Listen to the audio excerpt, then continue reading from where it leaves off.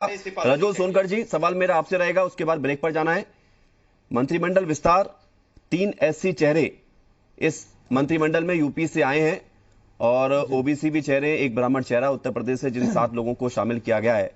जो आपका core vote bank है उस पर चोट पहुंचेगी? जी बिल्कुल जी, ऐसा है विवेक जी। शुक्रिया बहुत बहुत आपको मुझे मौका देने का।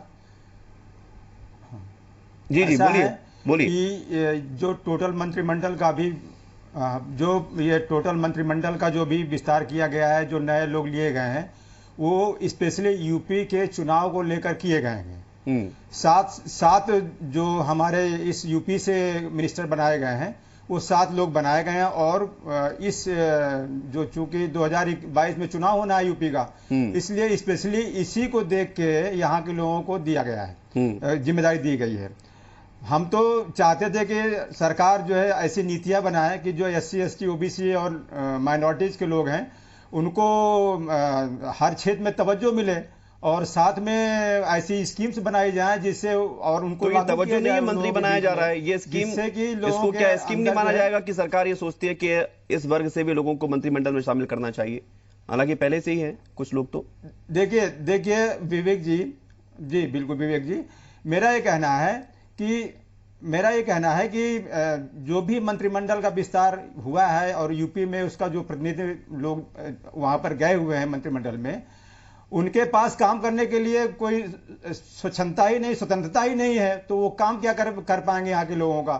सिर्फ अपने जातिगत जो चीजें हैं उनको मैनेज करेंगे अगले इलेक्शन में। मतलब आप ये कहना चाह रहे हैं कि मंत्रिमंडल में जो शपथ दिलाई गई है वो काम नहीं कर पाएंगे? मेरे हिसाब से वो उनके हाथ पे बने रहेंगे, उनको काम नहीं करने दिया जाएगा। ये आप लोग कैसे सोच लेते हैं? हैरानी इस बात की होती है कि आप लोग क्यों सोचते हो अगर सरकार मंत्रिमंडल का विस्तार करती है, सदस्यों के साथ काम करती है, तो काम करने का मौका मिलता है। रजुल सोनकर जी, आऊंगा मैं आपके पास, ब्रेक पर जाना है मुझे और उसके बाद आपकी बात पूरी सुनेंगे। उसके बाद देखिए रजुल सोनकर जी, आपसे पहला सवाल इस बात को लेकर है कि अब हमको जातिगत समीकरण से ऊपर उठकर सोचना चाहिए। इसकी बातें कई बार हो चुकी हैं, इस पर विचार होना चाहिए, राजनीतिक दलों को आगे आना चाहिए। आपको लगता है ऐसा? जी ऐसा है विवेक जी, एक्चुअली में क्या है कि जो भी सरकारें बनती हैं वो जो हमारा एट्रोसिटीज एक्ट है, जो और भी बहुत सारी चीजें हैं जो कॉम्बिनेशन नहीं प्रशासन में, उसको लेकर हमारा हमेशा से कहना रहा है कि इनको सही ढंग से लागू करें, और तब जो है यहाँ के जो 85% लोग हैं उनको जो है राहत मिल सकती है। ये कैबिनेट विस्तार आते रहेंगे जाते रहेंगे, लेकिन जब इनकी समस्याओं को आगे नहीं बढ़ाएंगे, अब कितना भयावह मंजर था जो यहाँ का हाथरस का, उस पर कुछ कार्यवाही जो भी हुई उसमें कुछ समझ नहीं आ रहा क्या उसमें हो रही है। देखिए जो उन्नाव का जो कांड था उसमें भी इस तरह का हुआ कि उसके सारे के परिवार को खत्म कर दिया गया, तब जाके उस पर कार्यवाही हुई है। मतलब मेरे कहने के जितने भी एससी एसटी के जो एक्ट हैं उनको ठीक से लागू किया जाए और स्कीम्स को इनके फेवर बनाया जाए, जिससे कि ये लोग आगे बढ़े। मंत्रिमंडल विस्तार में लोगों को आगे जो चेहरे आते हैं वो तो अपने लेवल पर ठेकेदार बनते हैं, जब उनको मौका मिलता है तो उन्हें काम करना पड़ेगा ना। जिनको मौका मिलता है उन्हें काम करना पड़ेगा, जिनको मौका मिलने के बावजूद काम नहीं करेंगे, चाहे वो किसी भी दल के हो, तो फिर स्थिति उस वर्ग की सुधरने वाली नहीं है।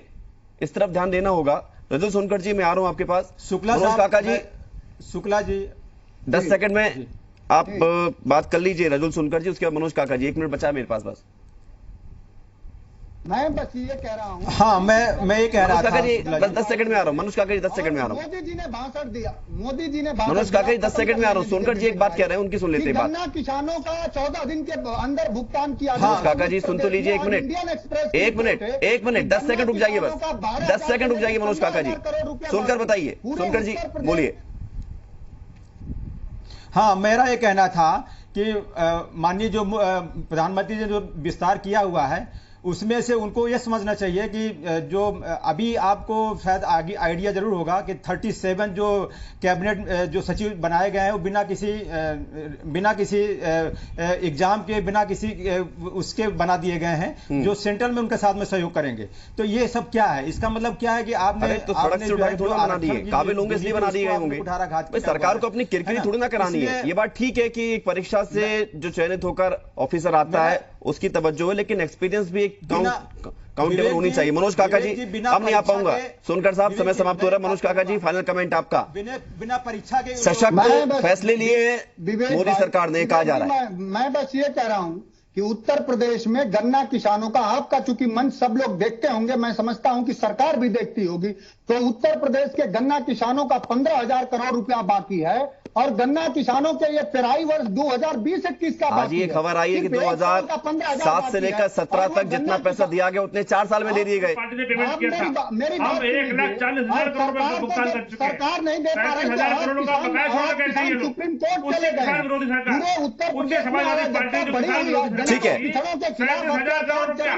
सरकार ये कह रही है कि हमने उतना पैसा दे दिया जितना 10 साल में सरकारों ने दिया था 2007 से 17 तक। बहुत शुक्रिया आप सभी का हमारे साथ जुड़ने के लिए। मंत्रिमंडल का विस्तार है, यूपी से 7 चेहरे हैं, 2022 फोकस में ना सिर्फ यूपी बल्कि चुनावी राज्य है। अब देखना यही होगा कि मंत्रिमंडल में जिन चुनावी राज्यों से लोग लिए गए और उसके बाहर से भी लोग लिए गए, ये क्या